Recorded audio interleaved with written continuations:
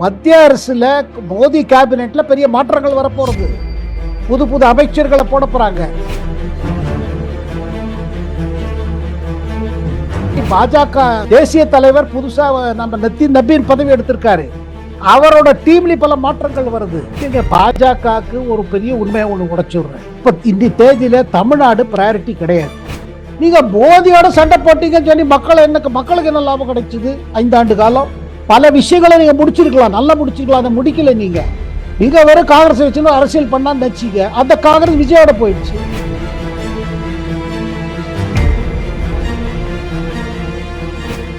எங்கேயாவது Vijay succeed ஆயிடுவாரோ, success வந்துருமோ, அவருக்கு அவர் நினைத்ததை சாதிச்சிருவாரோ ஒரு பயம் வந்திருக்கு இப்போ. அதனால்தான் இவர் தோத்து போயிடுவாரு, ஒண்ணுமே எல்லாம் போயிடும், எல்லாம் முடிச்சு போயிடும் சொல்லிட்டே இருக்காங்க.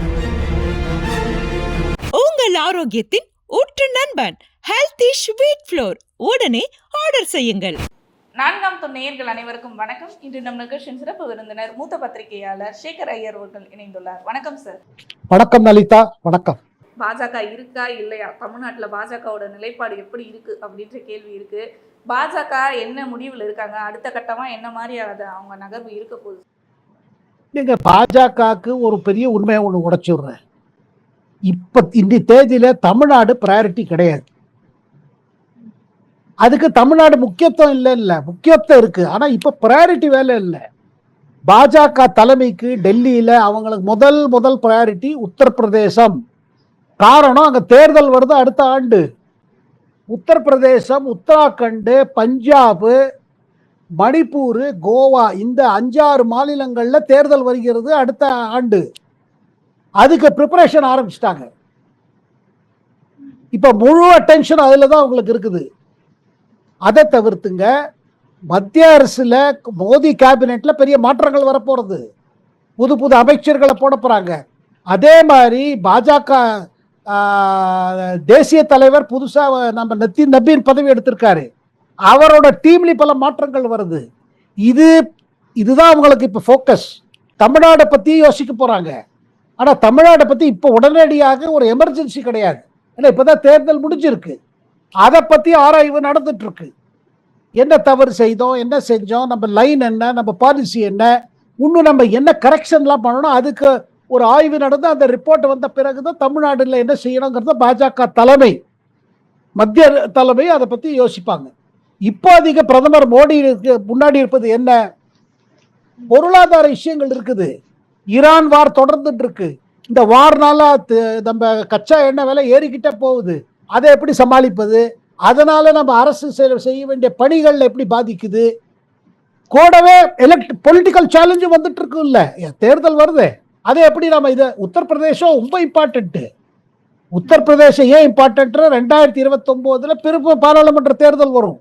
அதுக்கு 2027 சட்டசபை தேர்தல் ரொம்ப முக்கியத்துவம் இருக்கு, வாஞ்சிருக்கு. இதை பத்தி தான் அவங்க யோசிச்சுட்டு இருக்காங்க இந்த நேரத்தில். லலிதா, தமிழ்நாட்டை பத்தி யோசிப்பாங்க.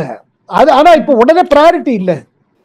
ஏன்னா தமிழ்நாட்டில் பார்த்தீங்கன்னா அதிமுகவே உட்கட்சி பூசல் போயிட்டு இருக்கு. அதுவே 2 அணியா உடைந்து என்ன நிலையில இருக்கு அப்படின்றதே மக்களால் புரிஞ்சுக்க முடியாத ஒரு நிலையில இருக்கு. இதற்கிடையில அதிமுகவுடன் கூட்டணியில் இருந்த பாஜக என்ன பண்ணிட்டு இருக்காங்க, இனிமேல் திருப்பி எப்படி தமிழ்நாட்டுக்குள்ள வரப்போறாங்க, திமுகவுடன் கூட்டணி வைக்க போறதெல்லாம் பல விஷயங்கள் கசிஞ்சிட்டு இருக்கு. அதெல்லாம் நம்ம எப்படி பார்க்கலாம் சார்? இதுக்கு முக்கிய காரணம், அதாவது அண்ணாமலை அவர்கள் மீண்டும் வரலாம் அப்படின்னு எதிர்பார்க்கப்படுது. என்ன நடந்துட்டு இல்ல லலிதா, பல கேள்விகள் இருக்குது. ஆனா இந்த கேள்விகளுக்கு பாத்தீங்கன்னா இப்ப திமுகக்குள்ள என்ன நடந்துட்டு இருக்கு அதையும் யோசிச்சு பாருங்க. திமுகக்குள்ள எல்லாம் சரியா இல்ல, அங்கேயும் ஒரே இதாயிட்டு இருக்கு, டென்ஷன் ஆயிட்டு இருக்கு. இப்படி தோத்துட்டோமே, யார் காரணம்னு ஒத்தர பழி சொல்றதுல கிளம்பி இருக்காங்க உள்ளுக்குள்ள. இப்ப ஸ்டாலின் சொல்றாரு, எல்லார்ட்டையும் சொல்லுங்க என்ன தப்பாச்சு, ஏன் கோட்டை விட்டோம், எங்க தோத்து போனோம்னு இப்ப கேக்குறாங்க. அப்ப ஆட்சியில் இருக்கும்போது ஒண்ணு கேட்டுக்கல, இப்ப கேட்டுக்கிறாங்க ஆட்சி போன பிறகு. எல்லா கட்சியிலையும் தமிழ்நாட்டில் லலிதா தேர்தலுக்கு பிறகு ஒரு டர்மாயில் இருக்குது, ஒரு சேர்னிங் இருக்குது. அதுல அதிமுகலையும் பாருங்க, ஒரு பிளவு மாதிரி இருந்துச்சு, திருப்பி மண்ணாயிட்டாங்க. சில பேர் அங்கே ரிசைன் பண்ணிட்டாங்க, போயிட்டாங்க. இப்போ திருப்பி அங்க தேர்தல் வரப்போகுது, இடைக்கால தேர்தல் ஒன்று வரும். இப்போ இந்த மாதிரி ஒரு சேர்னிங், அந்த சேர்னிங் ஆச்சரியமான விஷயம் இல்லை. காரணம் என்னன்னா, இந்த மாதிரி ஒரு ரிசல்ட் வந்துச்சு வச்சுக்கோங்க, யாருமே நினைக்காத ஒரு விஷயம் நடந்துச்சு. அதனால எல்லாரும் குழப்பத்துல இருக்காங்க, எல்லாரும் ஒரு தெளிவுக்கா பாக்குறாங்க. அதனால தமிழ்நாடு அரசியல் பொறுத்து இப்ப பாத்தீங்கன்னா ஒரு கலங்கி கிடக்கிறது. அந்த கலங்கி கிடக்கிறதுனால உங்களுக்கு தண்ணி கீழே தெரியாது, கொஞ்சம் போக அது செட்டில் ஆகும். அப்புறம் தான் ஒரு பொலிட்டிக்கல் டைரக்ஷன் தெரியும். அப்ப நீங்க சொல்றது பார்த்தா திமுக அந்த குடும்பத்துக்குள்ளேயே பாத்தீங்கன்னா பல குழப்பங்கள் போயிட்டு இருக்க மாதிரி இருக்கு. அப்ப திமுகவுலயும் வந்து 4-5 அணிகளா பிரிந்துதான் இருக்காங்களா அதிமுக மாதிரி? இல்ல, அது முதல் குடும்பத்திலயும் இருக்குது, கேடருக்குள்ளேயும் இருக்குது, சில மாவட்ட செயலாளர்களை வைத்துக் கொண்டு இருக்குது. அதாவது எல்லா கட்சியிலும் நடந்திருக்கு. இப்ப பாருங்க, திமுக கூட்டணி விட்டு 2 கட்சி அந்த பக்கம் போயிட்டாங்க, ஆட்சியில சேர்ந்துட்டாங்க. அதனால உள்ள வருத்தம், ஒரு கோபத்துல தான் நீங்க பல இது பாக்குறீங்க. அதுல அவங்களுக்கு இன்னொரு பயம் நான் சொல்லட்டுமா லலிதா? எங்கேயாவது விஜய் சக்சீட் ஆயிடுவாரோ, சக்சஸ் வந்துருமோ அவருக்கு, அவர் நினைத்ததை சாதிச்சிருவாரோ ஒரு பயம் வந்திருக்கு இப்போ. அதனால்தான் இவர் தோத்து போயிடுவாரு, ஒண்ணுமே இல்லாம போயிடும், எல்லாம் முடிச்சு போயிடும் சொல்லிட்டே இருக்காங்க. ஒரு 2 மாசத்துல விழுந்துரும், அப்படி ஒண்ணும் விழாதுங்க. அதாவது என்னன்னா, நாளைக்கு விழுந்துட போறது, இவங்களால மேனேஜ் பண்ண முடியல, இன்னும் 2 மாசம் தாங்காது, 1 மாசம் தாங்காது, இவங்களே ஜோசியம் சொல்றாங்க. அரசியல் ஜோசியம் இல்ல, நீங்க சொல்றது சொல்லிட்டே இருக்கலாம். ஆனா ஒண்ணுங்க, ஸ்டெடியா போறாரு Vijay. Slow and steady wins the race. அதனால உடனடியாக ஏதாவது பெரிய மாற்றம் இருக்கும் அப்படிலாம் இருக்காதுங்க. அது எல்லா கட்சியிலையும் இப்போ ஒரு கொந்தளிப்பு இருக்குது, செட்டில் ஆகும். அப்ப ஸ்டாலின் அவர்களுக்கும் மத்திய அரசுக்கும் இருந்த அந்த முரண்பாடு மாதிரி இங்க இருக்காதுன்னு சொல்றீங்க. தாவேக்காவுக்கும் மத்திய அரசுக்கும் ஒரு நல்ல உறவு இருக்கும், திட்டங்களும் வந்து இங்க அமல்படுத்துவதற்கான நிறைய வழிகள் இருக்கு. கட்டாயமாக பாருங்க, என்னன்னா அரசியல் இல்லாம செயல்படும் இந்த உறவு. தேர்தல் நேரத்தில் கட்டாயமாக அரசியல் வரும். இப்ப தேர்தல் கிடையாது, இப்ப தமிழ்நாட்டுல எந்த தேர்தல் கிடையாது. எங்க மத்திய அரசோட நீங்க வந்து முட்டிக்கிறதுக்கு ஒண்ணும் இல்லை. பிரச்சனைகள் இருக்குது, கட்டாயமாக சில பெரிய பிரச்சனைகள் இருக்கிறது. அந்த 3 மொழி இதுவா இருக்கட்டும், இல்ல தமிழ் தாய் வாழ்த்து வச்சுட்டு இருக்கட்டும், பல பிரச்சனைகள் இருக்குது. அதுக்கு எப்படி தீர்வு காண்பது, எப்படி செய்வது? அது எதை செஞ்சாலும் ஒரு டயலாக் மூலமா தான் செய்ய முடியும். அந்த பாதையில போக விரும்புறாரு. ஏன்னா எப்போதுமே கன்ஃபரன்டேஷன், பட் ரிசல்ட் என்ன? மக்கள் என்ன எதிர்பார்க்கிறாங்க? மத்திய அரசோட சண்டை போடுன்னு சொல்றாங்க. நீங்க மத்திய அரசோட பேசி தமிழ்நாடு கிடைக்க வேண்டியது படி எங்க வாழ்க்கையில மாற்றம் கொண்டு வாங்க, ஊழல் இல்லாத ஒரு நல்லாட்சி கொடுங்க. அந்த மேண்டேட்ல தான் வந்திருக்காரு விஜய். நீங்க மோதியோட சண்டை போட்டீங்கன்னு சொல்லி மக்களுக்கு என்ன லாபம் கிடைச்சது? 5 ஆண்டு காலம் பல விஷயங்களை நீங்க முடிச்சிருக்கலாம், நல்லா முடிச்சிருக்கலாம், அதை முடிக்கல. நீங்க வெறும் காங்கிரஸ் வச்சுன்னு அரசியல் பண்ணான்னு நினைச்சீங்க. அந்த காங்கிரஸ் விஜயோட போயிடுச்சு.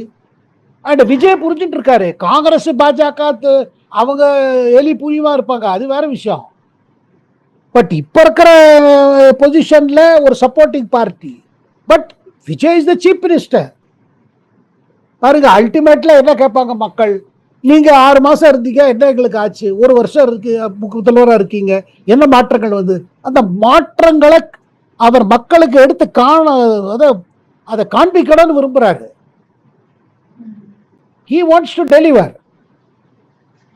And சென்டரோட he wants to negotiate. He wants to ஒரு பேச்சுவார்த்தை மூலமாக, டயலாக் மூலமாக தமிழ்நாடுக்கு நல்லது நடக்கணும், தமிழ்நாடு வளர்ச்சி இன்னும் ஸ்பீடப் பண்ணணும், தமிழ்நாடுக்கு இன்னும் நிறைய இன்வெஸ்ட்மெண்ட் வரணும். அந்த இன்வெஸ்ட்மெண்ட்லாம் வந்துச்சுன்னா என்ன ஆகும்னா, எம்ப்ளாய்மெண்ட் வரும், வேலை வாய்ப்பு அதிகமாகும், இளைஞர்களுக்கு லாபம் இருக்கும். இதெல்லாம் அந்த திசையில தான் அவர் யோசிச்சுட்டு.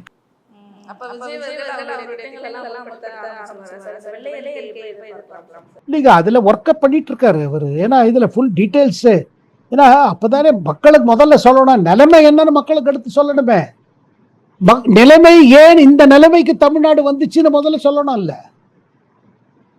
அதெல்லாம் தான் கண்டு திமுகக்கு பயமா இருக்குது. நமக்கு ஆல்ரெடி கெட்ட பேர், இன்னும் கெட்ட பேர் வந்துடும், நம்ம பண்ண வண்டவாளெல்லாம் வெளில வந்துடும். அந்த பயம் தானே. அதை தவிர்த்துங்க, பல ஊழல் மேட்டர்ஸ் எவ்வளோ இருக்குது, அதில் நடவடிக்கை எடுக்க ஆரம்பிச்சிருந்தா என்ன பண்ண போறாங்க? அதனால்தான் பாருங்க ஒரே ரெஸ்ட்லெஸ்ஸா இருக்காங்க. எப்படியாவது இந்த ஆட்சி கவுக்க முடியுமா, இந்த ஆட்சி கவுந்துராதா? நம்ம நினைச்ச இந்த ஆட்சி கவுராதுங்க, நம்ம நினைச்ச இந்த ஆட்சி வராது. மக்கள் ஒரு நம்பிக்கையோட அனுப்பிச்சிருக்காங்க. 5 ஆண்டு காலத்துக்கு அனுப்பிச்சிருக்காங்க. 5 ஆண்டு காலம் அனுப்பிச்சதுக்கு 1 ஆண்டு காலமாவது பார்க்க மாட்டாங்களா? என்னதான் செய்யறாரு விஜய்? அதனால பொறுத்திருந்து பார்க்க வேண்டிய விஷயங்க. அண்ட் கட்டாயமாக மக்கள் பொறுத்திருந்து பார்ப்பாங்க. கண்டிப்பா சார். நீங்க சொல்றத வச்சு பார்க்குறப்ப திமுகவின் ஊழல்கள் அவங்க தப்பெல்லாம் வெளியே வந்துடக்கூடாதுன்றதுக்காகவே விஜய் அவர்கள் மேல விமர்சனங்கள் வச்சுட்டு இருக்காங்கன்னு தெரியுது. கண்டிப்பா சார். தொடர்ந்து பேசுவோம் பல நிகழ்வுகளை பற்றி. வேறு என்ன நடக்குது அப்படின்றத. நன்றி சார். நன்றி, வணக்கம்.